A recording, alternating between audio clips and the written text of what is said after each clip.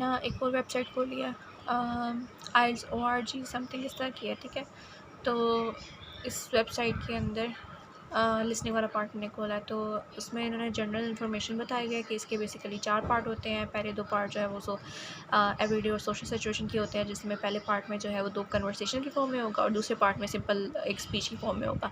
इसी तरह उन्होंने 3rd एंड 4th का बताया कि एजुकेशन और ट्रेनिंग से रिलेटेड होगा, और वही उसी तरह से पहला जो 3rd पार्ट होगा वो कन्वर्सेशन होगी या डिस्कशन होगी 2-3 स्टूडेंट्स के दरमियान, और जो 4th वाला पार्ट होगा उसमें एक ही बंदा बोल रहा होगा और सारा आगे होगा, उसको हमने केयरफुली लिसन करना है।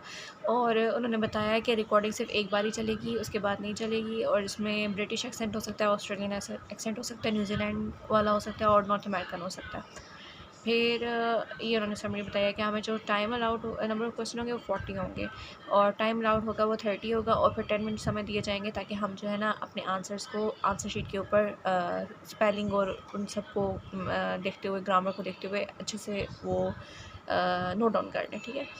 फिर इन्होंने कुछ क्वेश्चंस बताए हैं किस तरह के क्वेश्चन टाइप आ सकते हैं। मल्टीपल चॉइस क्वेश्चन आ सकते हैं ABC की फॉर्म में, हम लोगों ने उस आंसर शीट में या A लिखना होगा या B लिखना होगा या C लिखना होगा। वो कह रहे थे कि यार इससे ज़्यादा भी हो सकते हैं, DEF तक भी हो सकते हैं, तो ये डिपेंड करता है।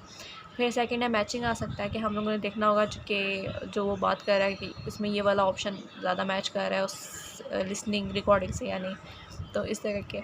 थर्ड में वो मैप और डायग्राम की फॉर्म में आ जाएगा, कोई डायग्राम बनी होगी, उसके ऊपर लेबल बना होगा और उसका हम लोगों ने आंसर लिखना होगा।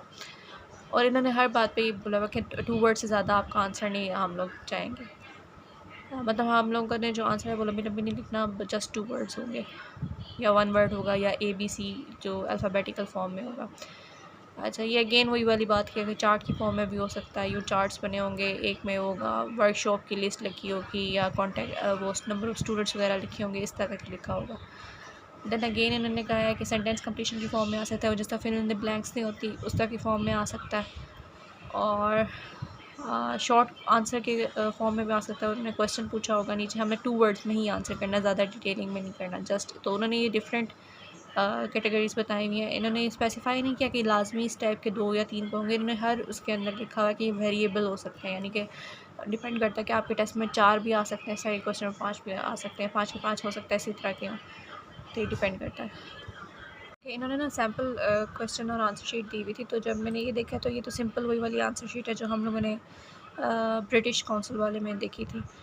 नेक्स्ट जो है ना, ये इन्होंने बहुत अच्छी चीज़ दे दी है इस PDF के। आई डोंट नो कितने पेजेस हैं, ओके 33 पेजेस हैं इस PDF के, ठीक है।